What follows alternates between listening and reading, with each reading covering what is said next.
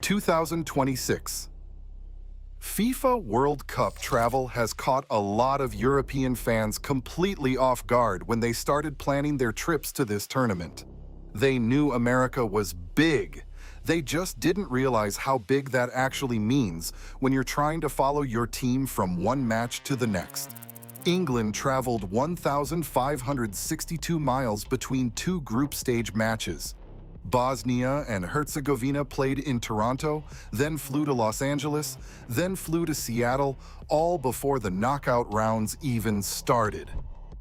And when fans finally got to the right city, whether that was Dallas, Miami, or Seattle, they discovered that getting to the actual stadium could cost more than some people's flights over here.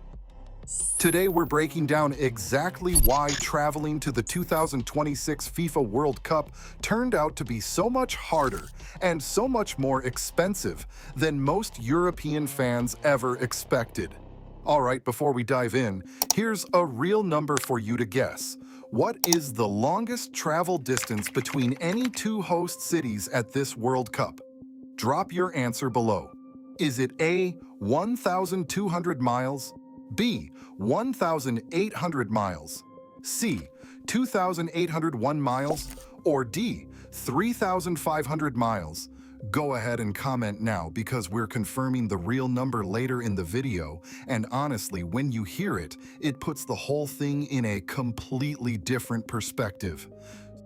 So here's the thing you need to understand first, because this whole story only makes sense if you know what European fans are actually used to when it comes to tournament travel. In Europe, following your national team through a major tournament typically means booking a train ticket or a short budget flight, maybe a few hundred miles at most, between cities that are well connected by fast, affordable rail.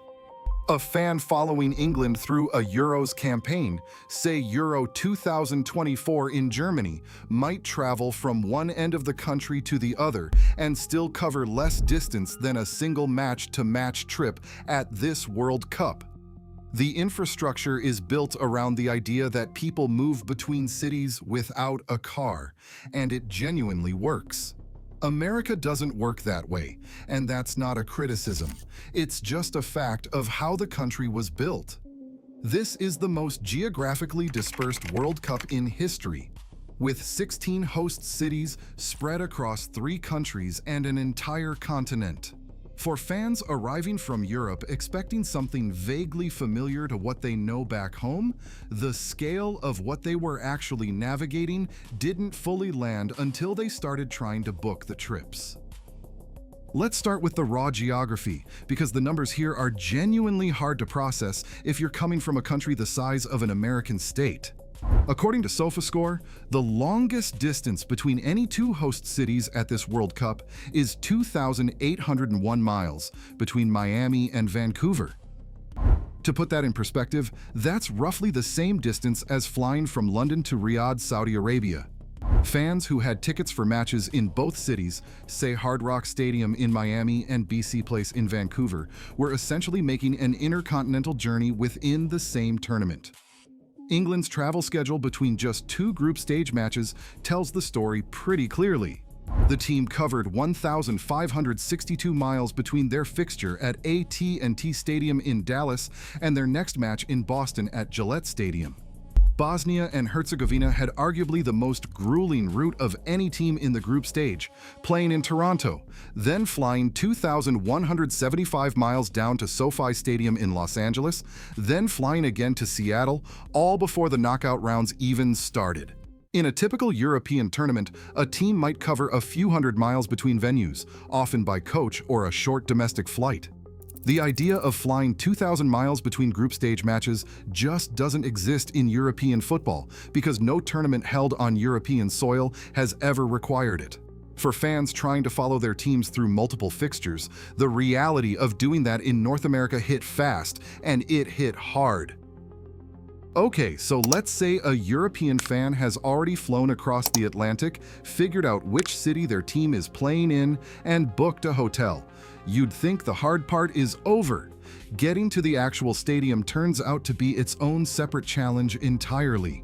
Here's something that genuinely shocked a lot of fans when they arrived. MetLife Stadium, which is hosting the World Cup final on July 19th, eliminated all general spectator parking on stadium property entirely for match days. Every single spot that NFL fans normally rely on, gone. The only official nearby option is the adjacent American Dream Mall, connected to the stadium by 2 pedestrian bridges, where fans can pre-purchase a parking spot for $225 per match, confirmed by CBS New York. And that's before the tolls, fuel, and the match ticket itself.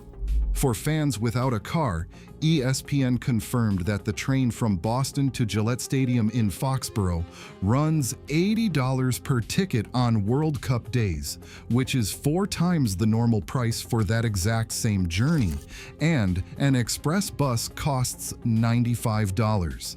And if you happen to have seriously deep pockets, helicopter services were offering rides to the stadium for up to $30,000 for a group of 8. Which, fair enough, at least that one's honest about what it is.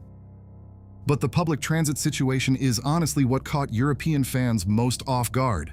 A World Cup travel guide confirmed that Amtrak, America's national rail service, only reliably covers 2 parts of the country: the Northeast Corridor between Boston and Washington, and parts of the Pacific Northwest. Everywhere else, trains are too slow, too infrequent, or practically non-existent as an option.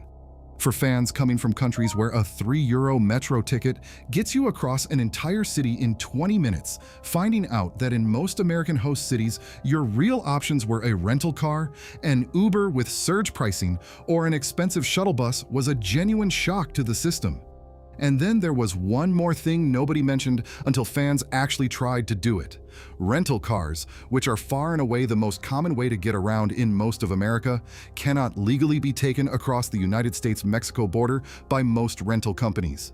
Fans with tickets on both sides of the border had to return their car, cross on foot or by taxi, and organize completely separate transport on the Mexican side. Nobody told them that in advance. Now here's where the travel frustration and the cost frustration collide into one very large number. When FIFA opened ticket sales back in September, group stage tickets were advertised starting at $60. That sounds fine, but Newsweek confirmed that by the spring sales window, FIFA's controversial dynamic pricing system had pushed the cheapest openly available final tickets for MetLife Stadium, the confirmed final venue, up to $4,185, and the most expensive category had hit $10,990. The cheapest final ticket at this World Cup costs more than 7 times the cheapest final ticket at Qatar 2022. The reaction from European fan groups was fast. Football Supporters Europe and consumer advocacy group Euroconsumers filed a formal complaint with the European Commission in March, accusing FIFA of illegal pricing practices under EU consumer law. They argued specifically that the original $60 advertising was misleading because those seats were effectively gone before the general sale even opened. Ronan Ivane, executive director of Football Supporters Europe, described the whole situation as leaving loyal fans with a straight choice of pay up or lose out. And here's the thing, it wasn't just Europeans making this argument. An Ipsos poll from late May found 59% of Americans said attending a World Cup match was too expensive for the average fan. A separate HarrisX survey found 79% of American voters called ticket prices too high. The Attorneys General of New York and New Jersey both opened formal investigations into FIFA's ticketing practices. This crossed nationalities entirely. The frustration was genuinely universal. Okay, and here's the part of this story that goes way beyond expensive trains and parking fees. A U.S. travel ban, formalized through Presidential Proclamation 10,843, affecting citizens of 39 countries, prevented most ordinary fans from those nations from obtaining visas to attend matches in the United States at all. And the affected countries included actual World Cup participants, specifically Haiti, Iran, Ivory Coast, and Senegal, meaning fans from those countries could watch their national teams qualify for the biggest tournament in the sport's history and then be legally prevented from getting on a plane and going to watch them play. For Iran and Haiti specifically, even getting players and staff into the country became seriously complicated. Iraqi striker Ayman Hussein was detained for 7 hours at O'Hare International Airport on arrival. Somali referee Omar Artan was denied entry entirely and couldn't officiate at the tournament. The Iran team was reportedly only permitted to enter the United States on actual match days, meaning no preparation time, no acclimatization, no settling in, just land, play, leave. When people talk about this World Cup being hard to get to, those stories go a lot further than train prices and parking meters. All right, let's go back to the question from the top. What is the longest travel distance between any two host cities at this World Cup? The answer is C, 2,801 miles between Miami and Vancouver, confirmed by SofaScore. That's roughly the distance from London to Riyadh, and that's just two cities in the same tournament. If you had tickets at Hard Rock Stadium in Miami and a matchup in Vancouver, you were essentially making two transatlantic journeys for one World Cup. European fans following their teams across multiple fixtures weren't just dealing with jet lag from the flight over. They were navigating an entire continent once they landed. Now, I want to hear from you. If you traveled to this World Cup, what was the biggest headache you ran into getting around? And if you are watching from home, does the cost situation change how you would think about attending a future tournament in person, or even Euro 2028? Drop it in the comments because this one always gets a strong reaction. If you liked this video, hit like, subscribe, and turn on notifications because there is a lot more coming before the tournament wraps on July 19th. Whether you call it football or football, the game always brings us together. I'll see you on the next one.